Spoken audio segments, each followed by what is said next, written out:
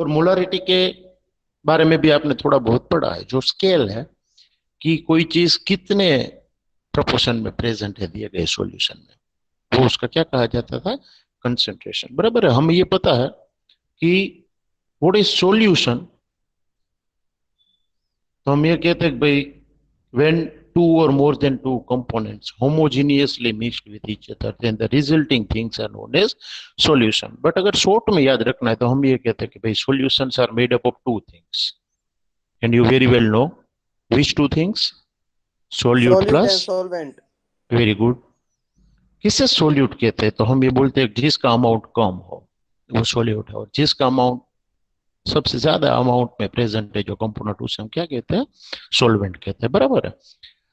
हमारे लेवल तक, हमारे मतलब 11th 12th के लेवल तक हमें पढ़ना है सिर्फ बाइनरी सॉल्यूशंस। बाइनरी का मतलब है जिसमें एक सोल्यूट हो और एक सॉल्वेंट हो। बी रिमेंबर, मतलब जो ज्यादा प्रोपोर्शन में है वो सोल्वेंट, और जो कम प्रोपोर्शन में है वो क्या है, सोल्यूट। खास याद रखिए। यहां पर हम कंसंट्रेशन की बात करते हैं, मतलब कंसंट्रेशन क्या है, सबसे पहले तो डिफाइन करना पड़ेगा what is concentration. And be remember, हम सोल्यूट के रिस्पेक्ट में कंसंट्रेशन बोलते हैं। 11th 12th में हम जहां पर भी कंसंट्रेशन वर्ड बोलेंगे ना, तो कुछ मेंशन ना किया हो तो आपको समझ लेना है कि we are discussing about the concentration of solute, मतलब कि अमाउंट ऑफ सोल्यूट। हाँ, अगर ऐसा कहे कंसंट्रेशन ऑफ सोलवेंट ऐसा स्पेसिफाई किया है ना, तो सोलवेंट के बारे में बात हो रही है। वरना हम कंसंट्रेशन ऑफ सॉल्यूशन ऐसा बोलेंगे ना, तो आपको समझ लेना है कि टोटल सॉल्यूशन में सोल्यूट का प्रोपोर्शन कितना है, वो उसका कंसंट्रेशन कहा जाएगा। बट डिफाइन कैसे करोगे व्हाट इज कंसंट्रेशन, तो हमें लिखना है कि the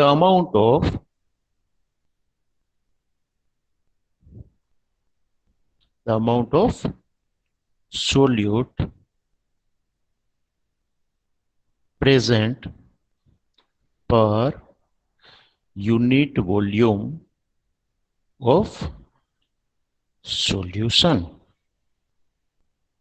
is its concentration or is called concentration of that solution। तो आपको दिए गए सॉल्यूशन में अगर वो सॉल्यूशन का आपने यूनिट वॉल्यूम लिया है, मतलब 1 लीटर या इस तरीके से यूनिट लिया है आपने, तो कितनी अमाउंट सोल्यूट की है उसके अंदर, टोटल यूनिट वॉल्यूम सॉल्यूशन में सोल्यूट की अमाउंट कितनी है, वो उसका क्या कहा जाएगा, कंसंट्रेशन कहा जाएगा। खास याद रखिए। अब देखिए कैसे मेजर करते हैं हम सोल्यूट को, मेजर कैसे करेंगे, तो जनरली हम ग्राम में करते हैं। बराबर है। बट जब बात यहां पर कंसंट्रेशन की चल रही हो तो याद रखना है हमें किस में मेजरमेंट करना है, मोल। प्राइमरी फंडामेंटल यूनिट था ना, क्वांटिटी, क्वांटिटी का क्या यूनिट हमने लिया था, ऐसा यूनिट, तो मोल हमने बोला था यहाँ पर। और वॉल्यूम का यूनिट क्या है भाई, याद करो जरा, ये डिराइव्ड यूनिट है। वॉल्यूम के लिए क्या लिखा था हमने, सेंटीमीटर मीटर क्यूब। क्यूब। हाँ, सेंटीमीटर मीटर क्यूब क्यूब। या मीटर क्यूब। बराबर है। But generally day to day life में हम क्या यूज करते हैं, तो लीटर। तो मोल पर लीटर या मोल पर सेंटीमीटर क्यूब या मोल पर मीटर क्यूब आप यहां पर यूज कर सकते हो। बट हम ज्यादातर वो यूनिट लेते हैं कि जो इजी हो हमारे लिए। बराबर है। तो मेजरमेंट मोल में इजी है सोल्यूट का, और वॉल्यूम जो है वो लीटर में मेजर करना इजी है। तो अगर मोल पर लीटर लिया, अब देखो यहां पर भी एक छोटा सा ट्विस्ट ये आता है कि भाई आप जो मेजरमेंट कर रहे हो वो कौन से स्केल में कर रहे हो, अमाउंट है वो कौन से यूनिट में जो है वो आप मेजर कर रहे हो। जैसे हाइट हम मेजर करते हैं ना, तो देर आर मेनी यूनिट्स जिसमें हम हाइट जो जैसे कि हाइट जो है वो सेंटीमीटर में भी आप मेजर कर सकते हो, फीट में भी आप मेजर कर सकते हो। बराबर, मीटर में भी आप मेजर कर सकते हो। वैसे कंसंट्रेशन के अलग अलग यूनिट्स है, जिसमें से एक मोलारिटी है, जो शायद आप 10th में पढ़ चुके हो, नहीं पढ़ा है तो अभी हम पढ़ेंगे, डू नॉट वरी। मोलारिटी है, नॉर्मलिटी है, मोलालिटी है। देखो यहां पर एक छोटा सा फर्क है, ये मोलारिटी है और ये मोलालिटी है। खास याद रखना, दोनों एक दूसरे से थोड़े बहुत अलग है। Molarity, normality, molality, percentage concentration, mole fraction, ये सारे नाम एक दो बार पढ़कर याद रख लेने हैं। मोलारिटी, नॉर्मलिटी, मोलालिटी, परसेंटेज अलग अलग तरीके के आएंगे, मोल फ्रैक्शन, फॉर्मालिटी, पीपीएम, ये आपने पढ़ा है कहीं पर? पीपीएम कहीं ना कहीं ये टच में आया होगा, ये भी कंसंट्रेशन का यूनिट है। पीपीएम मतलब क्या है?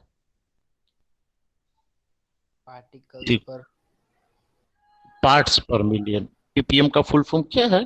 पार्ट्स पर मिलियन। और पीपीबी भी आता है उसी तरीके से, पार्ट्स पर बिलियन, बराबर है।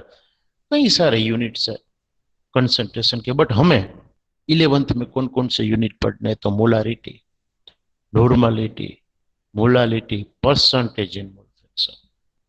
बाकी के जो तीन है ना, वो हम 12th में सॉल्यूशंस नाम का चैप्टर आएगा, उसमें पढ़ने वाले हैं। तो हम ये 5 जो यूनिट्स है, मतलब मेजरमेंट मेथड्स जो है, कंसंट्रेशन कितना है वो मेजर करने की, वो हम सीखेंगे। बट ये मोल कैलकुलेट करना पहले पता होना चाहिए आपको, कितने मोल कौन सी चीज है। तो मोल कंसेप्ट हमने सीखा है, इफ यू रिमेम्बर। उसका एक फॉर्मूला याद रख लो, मोल मीन्स गिवन वेट और given mass upon molecular weight. Short में हम उसे लिख देंगे given weight upon molecular weight. ये क्या, किस तरीके से कैलकुलेट करना है? फॉर एन एग्जांपल देखिए, आप ऐसा लिखते हो कि हमने 117 ग्राम NaCl लिया है, तो कितने मोल NaCl लिया है? कोई आपको ऐसा सिंपल पूछे भाई कितने मोल NaCl है, ये कैलकुलेट करो। 117 ग्राम NaCl है, तो वो कितने मोल है? बाद में हम कंसंट्रेशन का जो कैलकुलेशन है अलग अलग स्केल में वो सीखेंगे। 117 डिवाइड बाय जो NaCl का कंबाइंड मास होगा वो। वेरी गुड, कंबाइंड मतलब मोलिकुलर वेट होगा, बराबर है। मतलब आपको लिखना पड़ेगा, देखो मोल है ना, उसका सिंबल है N, याद करिए। हमने जब 7 फंडामेंटल यूनिट्स पढ़े थे तो उसमें एक एंटिटी थी मोल, बराबर है। तो मोल का सिंबल था स्मॉल n। तो n is equal to given weight, given weight मतलब दिया हुआ वेट, कितना लिया है हमने? 117, तो हमें लिखना है 117 अपॉन मोलिकुलर वेट कितना है। देखो मोलिकुलर वेट अगर पता नहीं है तो आप कैलकुलेट कर सकते हो, मैंने सिखाया। 58.5। Very good. Molecular weight NaCl का अगर गिनना है तो आपको सोडियम का एटॉमिक वेट और क्लोरीन का एटॉमिक वेट का सम करना है, याद रखने के लिए कहा था। 23। हाँ, सोडियम का 23 और क्लोरीन का 35.5। 35.5। मतलब कुल मिलाकर हो गया 58.5 ग्राम पर मोल, बराबर है। मतलब 58.5 है, तो 117 अपॉन 58.5 लोगे। और जानबूझकर मैंने ये वैल्यू दी है क्योंकि एग्जैक्टली 2 से डिवाइड हो जाती है। देखो मतलब मोल्स कितने हैं? तो तो इस तरीके से दिए गए वेट को मोल में कन्वर्ट कर सकते हो इजीली आप, बराबर है। अब हम जो कंसंट्रेशन है उसके यूनिट्स देखते हैं कि भाई कंसंट्रेशन कैसे मेजर किए जाते हैं और क्यों मेजर किए जाते हैं। सबसे बड़ा क्वेश्चन तो ये देखो, एक प्रैक्टिकल क्वेश्चन हम लेते हैं। मान लीजिए आप यहाँ पर 21 स्टूडेंट प्रेजेंट हो आज आज की क्लास में, बराबर है। अब ये 21 स्टूडेंट जो है उसको मैं अगर आपको ये बोलूं कि भाई अभी तो भले ना हम ऑफलाइन एक दूसरे के आमने सामने नहीं है, बट मान लीजिए कि ऑफलाइन क्लासेस चालू है और मैं आपको ये कहूँ कल मेरे लिए आपको लेमन जूस लेकर आना है, नींबू शरबत लेकर आना है आपको मेरे लिए, बराबर है। आप सब लेकर आओगे, हम मिलकर पार्टी करने वाले, बराबर है। तो क्या सबके लेमन जूस का टेस्ट सेम होगा? आप बोलिए। ऑब्वियस, हाँ नो ऑब्वियस। सर। क्यों? अब क्वेश्चन आता है क्यों, वाई। सर सबका कंसंट्रेशन अलग अलग होगा, very water good, plus lemon का। Very good. मतलब सभी ने कुछ ना कुछ डिफरेंट चीजें ऐड की होगी। जैसे कि लेमन जूस वैसे ही नहीं बनता, नींबू शरबत में हम 3 4 चीजें डालते हैं, नमक डालते हैं, शुगर डालते हैं, लेमन जूस डालते हैं और वाटर डालते हैं। ये 4 5 चीजें हम डालते हैं, बराबर है। बट सभी ने अलग अलग प्रोपोर्शन ऐड किया होगा। अब ये प्रोपोर्शन का मतलब क्या है? वही तो कंसंट्रेशन है भाई, कि भाई वो पूरा सॉल्यूशन जो आप बनाकर लाए हो उसमें कौन सी चीज कितने प्रोपोर्शन में प्रेजेंट है, उसकी अमाउंट क्या है, इट इज इट्स कंसंट्रेशन। किसी ने लेमन जूस ज्यादा डाला होगा तो उसका मतलब है लेमन जूस का कंसंट्रेशन ज्यादा है। किसी ने सोल्ट ज्यादा डाला होगा तो सोल्ट का कंसंट्रेशन ज्यादा है।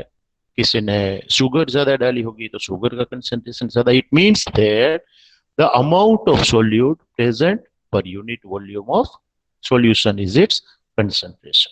अब अलग अलग यूनिट की जरूरत क्या है और कौन से यूनिट ज्यादा काम में आते हैं, कहां पर काम में आते हैं, तो ये जो पहले दो यूनिट है मोलारिटी या नॉर्मलिटी, शायद नॉर्मलिटी आपकी बुक में नहीं दिया गया होगा 11th में, बराबर है, बट फिर भी हमें सीखना है काम का। मोलारिटी और नॉर्मलिटी जो है वो लेबोरेटरी में जो सॉल्यूशंस होते हैं, केमिस्ट्री की लेबोरेटरी में आप आओगे, जैसे ही फिजिकल क्लासेस शुरू होंगे तो मैं आपको ढेर सारे सॉल्यूशंस दिखाऊंगा। तो वो जो स्केल होते हैं उसे बनाने के लिए जो हम उसका यूनिट यूज करते हैं वो कौन सा होता है, मोलारिटी एंड नॉर्मलिटी। कितना मोलारिटी वाला सॉल्यूशन, कितनी नॉर्मलिटी वाला सॉल्यूशन है, बराबर है। मोलालिटी कहां पर यूज होती है, तो मोलालिटी जो है वो टेम्परेचर सेंसिटिव जो भी सॉल्यूशन है वहां पर ज्यादा यूज में आती। क्यों, वो भी आप फॉर्मूला पढ़ोगे तो पता चल जाएगा।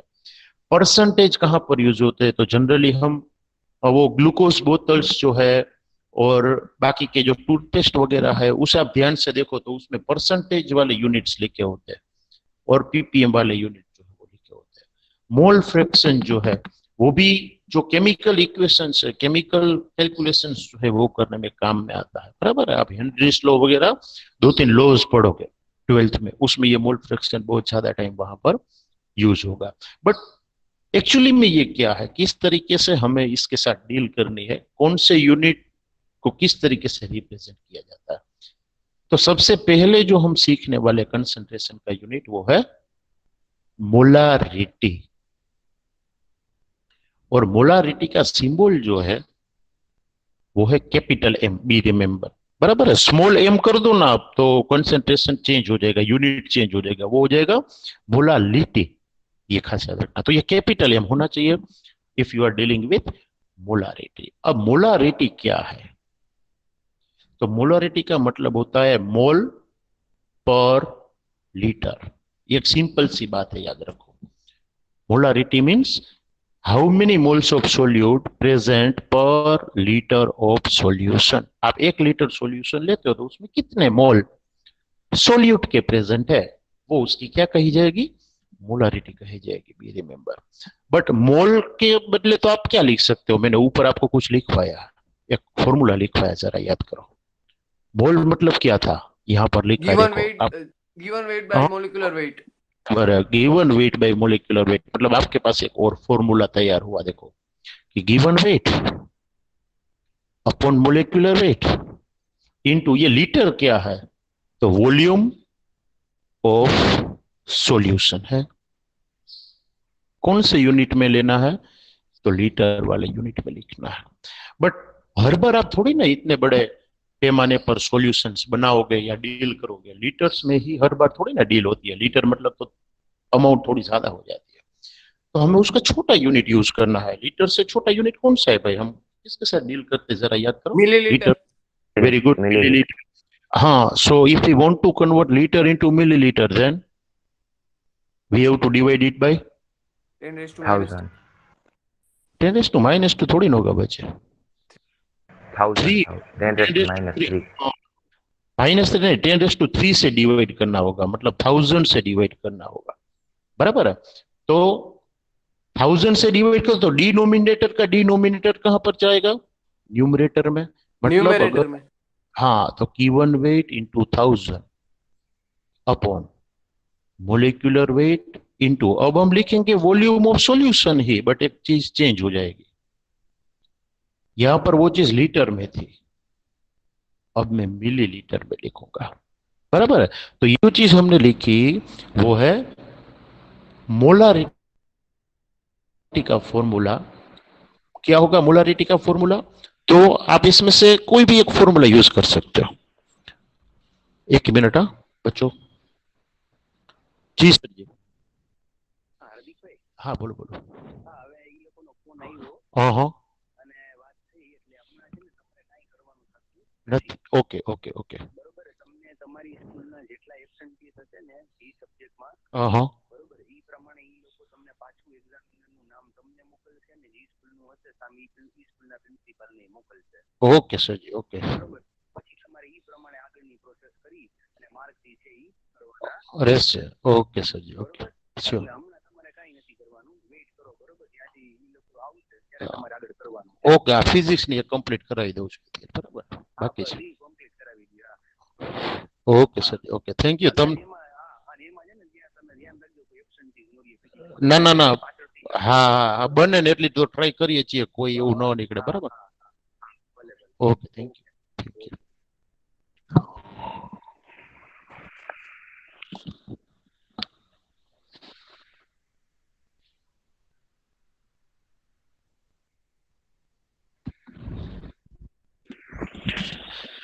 सॉरी फॉर डिस्टर्बेंस बच्चों, ये काम का कॉल था इसलिए बात करनी पड़ी। बट मैंने जैसे आपको कहा कि भाई मोलारिटी जो है उसका तीन में से कोई भी एक फॉर्मूला आप यूज कर सकते हो. यू कैन यूज मोल पर लीटर और given weight upon molecular weight into number of sir litres ये यू हैव फॉर्मूला यूज्ड तो हमें फॉर मोल ना गिवन दिया हो तब सॉल्यूशन. यूज करना है ना? सॉरी मोल. मोल मोल हमें ना दिया हो कितने मोल है, तभी ये फॉर्मूला यूज करना है ना गिवन वेट वाला? हाँ वरना तो आप डायरेक्ट मोल रख सकते हो ना यहाँ पर बराबर है, और नंबर ऑफ लीटर लिख सकते हो. तो आपको जो इजी लगे ना वो फॉर्मूला आपको लिखना. इट डिपेंड्स कि भाई डेटा कौन सा दिया है बराबर है. डेटा के ऊपर से हम ये चीज करेंगे. मोल दिए तो अच्छा है, ये डायरेक्ट आपको रेशियो मिल गया है तो कोई चिंता की बात नहीं है. ये वॉल्यूम ऑफ सॉल्यूशन है वो ज्यादातर एमएल में दिया जाता है, इसलिए ये फॉर्मूला आपको मेजोरिटीली काम में आएगा, वो याद रखिएगा.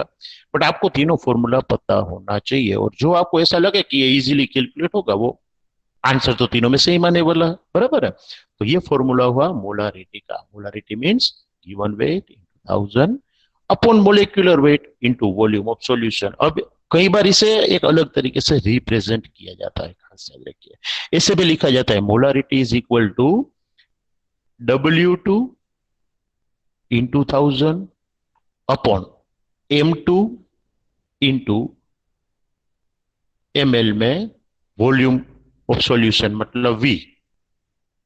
ऐसा लिखा जाता है. What does it mean? अब जहां पर आपको टू दिखे ना वो सोल्यूट है, वो याद रखिए. हम जनरली वन यूज करते हैं सोलवेंट के लिए और टू यूज करेंगे सोल्यूट को रिप्रेजेंट करने के लिए. बी रिमेंबर, इसका मतलब ये टू जहां पर है वो चीज कौन सी रिप्रेजेंट करती है? तो सोल्यूट का है जो भी है. सॉल्यूट. हाँ डब्ल्यू जो है वो गिवन थिंग्स है, और कैपिटल एम जो है ना वो मोलिक्यूलर मास है. ये गिवन वेट है और ये मोलिकुलर वेट है.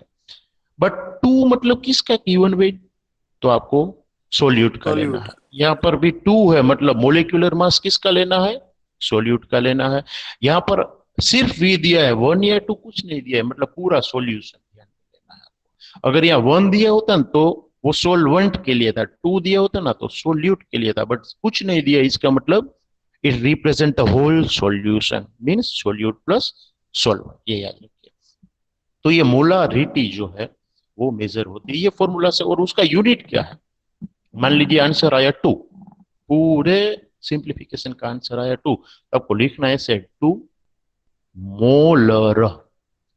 जब वर्ड मोलर आप लिखते हो इसका मतलब आपने मोलारिटी यूनिट यूज किया है. टू मोलर सॉल्यूशन है ऐसा बोला जाता है बराबर. Two molar means the solution have molarity equal to 2. Means if we take 1 liter solution then 2 mole solute will be present in that solution. पर 1 liter 2 मोल present होंगे तो उसे हम 2 मोलर सॉल्यूशन है ऐसा कह सकते हैं. अब इसका मतलब ये नहीं मोलारिटी ही ढूंढने के लिए दी जाएगी. कई बार उल्टा होता है, मोलारिटी दी गई है और आपको कहा गया है कि भाई कितना सोल्यूट हमने डिजोल्व किया होगा वो देखो, तो आप गिवन वेट ढूंढ सकते हो. हाँ शर्त इतनी कि कंपाउंड आपको पता है तो मोलिकुलर वेट भी पता चल जाएगा और सॉल्यूशन का वॉल्यूम कितना है वो आपको मेजर करना पड़ेगा। बराबर है। एक सम लेते हैं हम, इसके ऊपर डिपेंडेंट, बाद में हम ढेर सारे सम लेने वाले हैं चैप्टर खत्म होते ही, सारे अलग अलग टॉपिक्स के। बट एक मोलारिटी के लिए सम ले लेते हैं कि इफ वी हैव डिसॉल्व्ड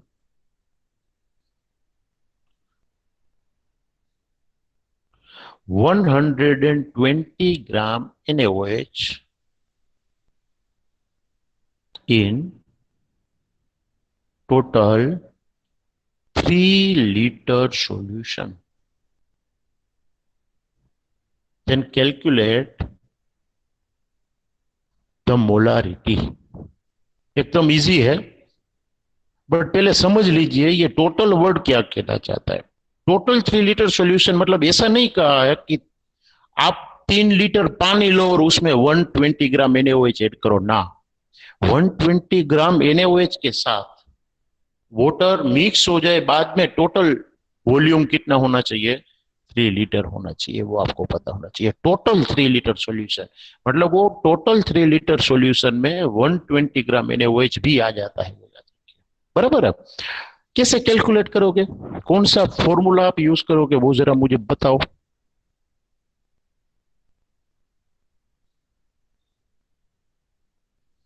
तीन फॉर्मूला हमने देखे, एक मोल पर लीटर, एक लीटर वाला और एक ml वाला। सर वो वाला सर लीटर वाला। हाँ मतलब आप यूज करोगे लीटर वाला। बराबर है। क्या है फॉर्मूला, बोलिए जरा। और गिवन क्या- mass divide by molar mass into given mass into 1000 divided by molar mass into liter। हाँ, given weight upon molecular weight into volume of solution in litre. What will be the answer, calculate करके दीजिएगा।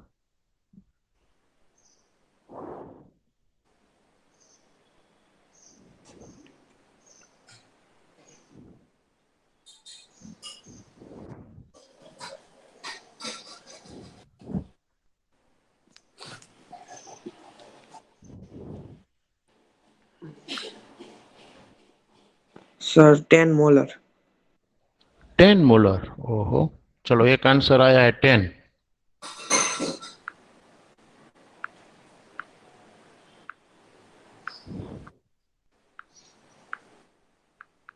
आपने 10 answer दिया ना, वो जरा एक बार फिर से गिनिए।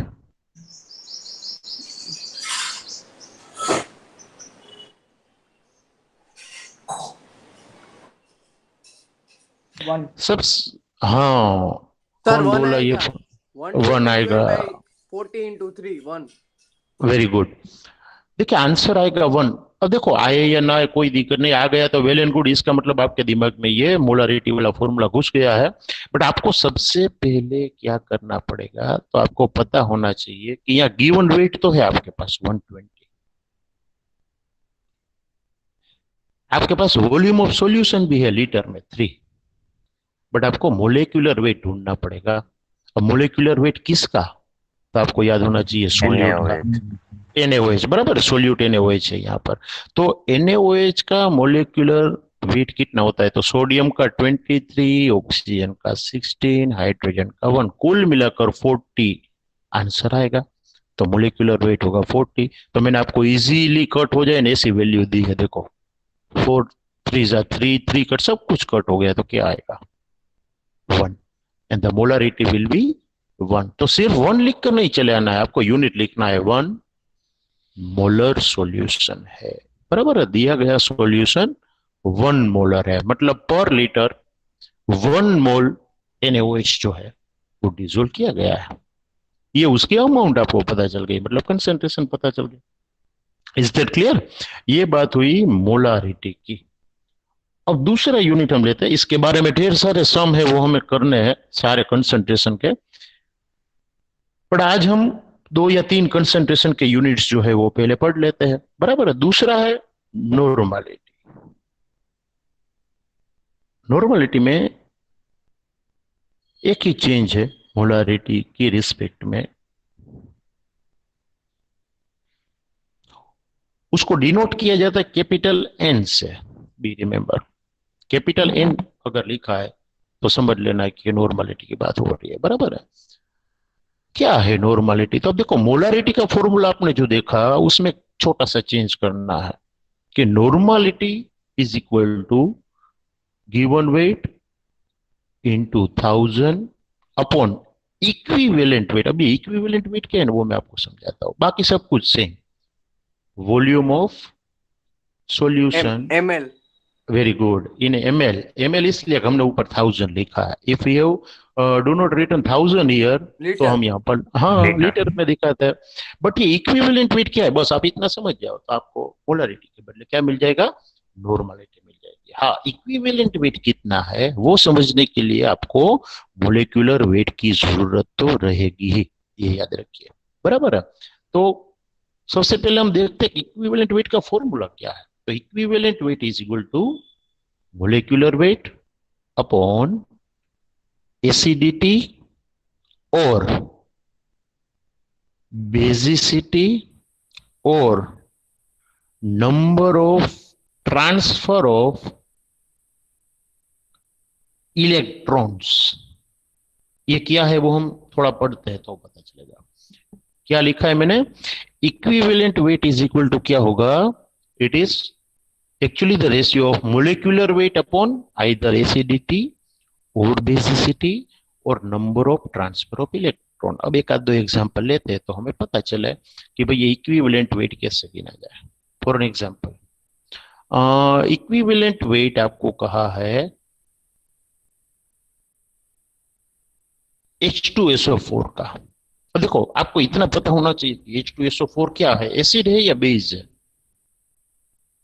एसिड एसिड है, बराबर। आप एसिड बेस और सोल्ट नाम का चैप्टर पढ़े, उसमें ये कहा गया था the species which liberates protons on dissolution with water और इन इट्स एक्वस सॉल्यूशन। पानी में जब मिक्स किया जाए, उसे डिसोल्व किया जाए तो वो H प्लस डोनेट करना चाहिए, तो वो एसिड है। तो H2SO4 जो है वो वाटर के साथ मिक्स करने पर H प्लस डोनेट, कितने H प्लस डोनेट करेगा भाई, दिख रहा है आपको? कितने हाइड्रोजन डोनेट करेगा, कितने प्रोटॉन डोनेट करेगा? ये H2SO4 में से कितने प्रोटॉन मिल सकते हैं आपको? 2। हाँ, तो आपको जितने प्रोटॉन मिले ना वो उसकी एसिडिटी है, याद रखिए। पहले तो ये देखना, एसिड है ना तो उसकी एसिडिटी होगी, बेस है ना तो उसकी बेसिसिटी होगी, बराबर। और न्यूट्रल है तो उसमें हमें ये देखना है number of transfer of electron कितने हैं।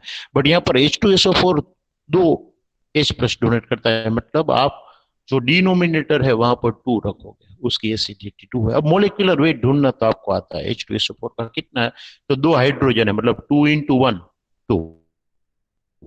सल्फर का 32, ऑक्सीजन का 16 है, बट कितने ऑक्सीजन है, 64। 4। तो हाँ, तो 64, तो टोटल कितना होगा, 98।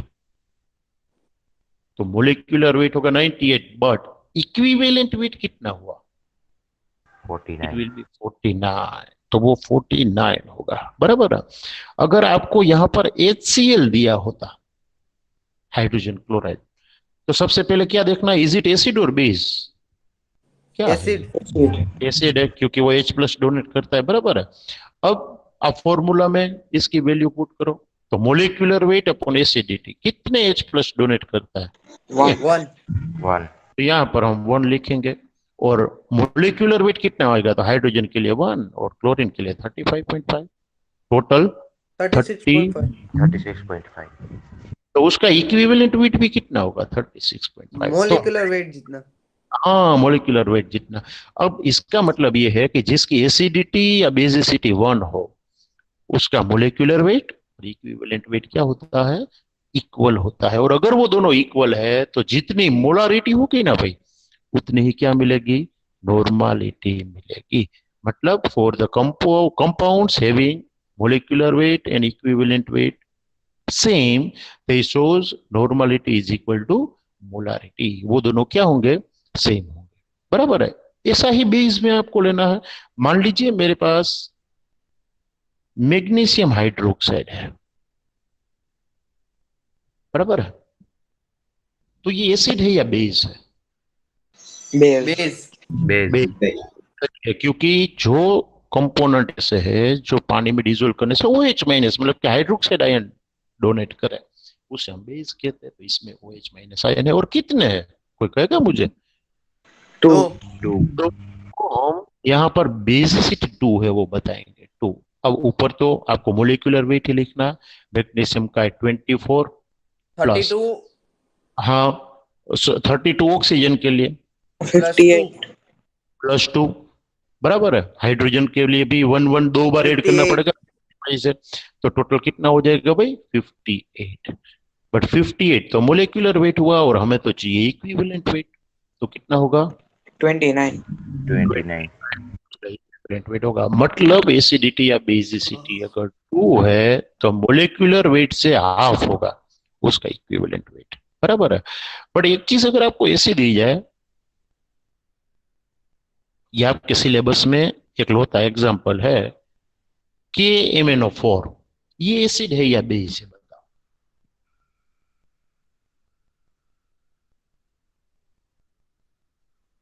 इज इट एसिड और बेस? आप नहीं कह सकते। क्यों? इसमें हाइड्रोजन ही नहीं। देखो हाइड्रोजन नहीं तो H+ कैसे देगा? और OH- डोनेट करने के लिए भी H तो होना चाहिए उसमें, तो OH हो सकता है। तो इसमें आप डायरेक्टली एसिडिटी या बेसिसिटी डिटरमाइन नहीं कर सकते। तो अगर आपको पता है तो आयन नाम का एक वर्ड आपने सुना होगा, आयन, केटायन एंड एनायन। जिसके ऊपर पॉजिटिव चार्ज हो ना वो केटायन कहा जाता है, और जिसके ऊपर नेगेटिव चार्ज हो ना उसे एनायन कहा जाता है। और पॉजिटिव या नेगेटिव चार्ज क्यों आते हैं कोई एलिमेंट के ऊपर? तो उसने या तो इलेक्ट्रॉन डोनेट किए हुए होते हैं या तो इलेक्ट्रॉन गेन गेन किए। बराबर है। तो गेन करता है तो पॉजिटिव चार्ज आता है। 2 इलेक्ट्रॉन गेन करे तो +2, 3 इलेक्ट्रॉन गेन करे तो +3। और सही ना? सर मैं सही बोल रहा डोनेट करे तो होता है ना प्लस. सर हूँ? उल्टा बोला मतलब के अगर डोनेट करता है तो के प्लस होगा, Mn अगर डोनेट करता है तो वो भी प्लस होगा, और गेन करे तो क्या होगा? माइनस होगा। अब पोटेशियम है ना, वो अगर आपको याद है तो पहले ग्रुप का मेंबर है। पीरियोडिक टेबल को अगर आप देखते हो तो फर्स्ट ग्रुप का मेंबर है, और फर्स्ट ग्रुप जनरली +1 शो करता है। ये आपको कब देखना है? जब आप एसिडिटी या बेसिसिटी डायरेक्टली डिटरमाइन ना कर सको, तब आपको ये काम करना है कि सबके ऊपर चार्ज कितना है वो देखना है। तो पोटेशियम के ऊपर +1 होता है जनरली, Mn के ऊपर ये कंपाउंड में +2 है, और ऑक्सीजन के ऊपर -2 है। बट यहाँ पर ऑक्सीजन कितने हैं वो जरा देखो, 4। तो 4. टोटल चार्ज कितना होगा? 4 इंटू -2 -8. +8। ये +2 और ये +1, ये तीनों का एल्जेब्रिक सम करना है। एल्जेब्रिक सम मतलब प्लस माइनस जो भी हो वो। तो आंसर आएगा -5। बट जो आंसर आया है ना वो आपको -5 नहीं लिखना है, आपको क्या लिखना है? 5। KMnO4 का मोलिकुलर मास होता है 158 ग्राम, मोलिकुलर वेट की बात करें तो। बट डिवाइड कितने से करना है to find its equivalent weight, तो वो हम ढूंढ रहे हैं। तो आपको number of transfer of electron total कितने हुए वो देखना। देखो 3 इलेक्ट्रॉन डोनेट हुआ है, ये प्लस वाले मतलब डोनेट हुआ है, माइनस वाले मतलब गेन हुआ है। तो 3 डोनेट हुए और 8 गेन हुआ है। तो टोटल चेंज कितना हुआ, ट्रांसफर कितने का हुआ? तो 5 का हुआ। क्यों? नेट चेंज आपको देखना है। 3 गए और 8 आए, मतलब टोटल 5 इलेक्ट्रॉन मिले, 5 इलेक्ट्रॉन का चेंज हुआ। अब ये माइनस को ध्यान में क्यों नहीं लेना है? मैंने कहा यहाँ सिर्फ 5 क्यों लिखना है, क्योंकि माइनस सिर्फ ये दिखाता है इलेक्ट्रॉन आए या गए। अगर यहाँ पर प्लस होता ना तो इसका मतलब 5 इलेक्ट्रॉन गए, माइनस है इसका मतलब 5 इलेक्ट्रॉन आए। तो ये डिरेक्शन ऑफ इलेक्ट्रॉन शो करता है कि लूज हुआ है या गेन हुआ है। बट ट्रांसफर तो कितने इलेक्ट्रॉन का हुआ, नेट चेंज कितने इलेक्ट्रॉन का हुआ? तो 5। तो अगर आप KMnO4 का मोलिकुलर वेट चाहते हो तो 158, बट इक्विवेलेंट वेट चाहते हो तो डिवाइड इट बाय 5, 158 बाय 5 करो। जो भी आंसर आता है 30 पॉइंट समथिंग जो भी आता है, बराबर 30.1 समथिंग आएगा, वो जो भी है वो उसका इक्विवेलेंट वेट होगा। तो यहां पर आपको अगर कहा जाए कि हमने एक सम देखते हैं तो पता चल जाएगा।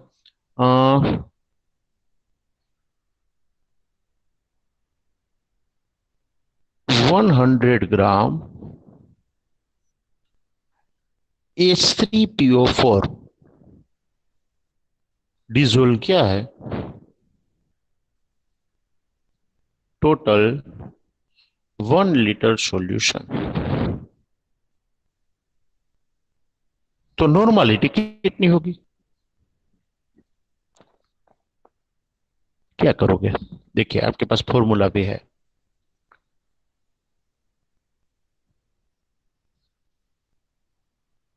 क्या होगा, एसिड है या बेस है ये H3PO4, कोई कहेगा? एसिड। एसिड। एसिड है, बराबर है। कितने H डोनेट करेगा ये H3PO4? 3। 2।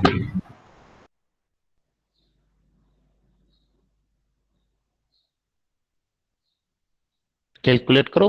फॉस्फोरस का मास अगर पता नहीं तो 31 लेना है आपको, बराबर। वो आपके लिए थोड़ा इजी बना देता हूं मैं। फॉस्फोरस के लिए 31 लेना है। 98। H3PO4 का 98 होगा मास, बच्चे जरा ध्यान से। Yes sir. ओके चलो 98 ले लो। और क्या करोगे? Divide by 3। डिवाइड बाई 3 तो आपको इक्विवेलेंट वेट मिलेगा, बराबर। अब वो वैल्यू को नॉर्मलिटी के फॉर्मूला में रखो।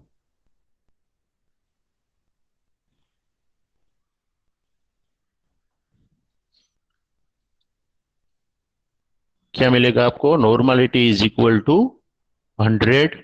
अब देखो ये चीज आप ना लो तो चलेगा 100 और ml वाली, क्योंकि आप लीटर में डील कर रहे हो, बराबर है। अपॉन क्या आएगा?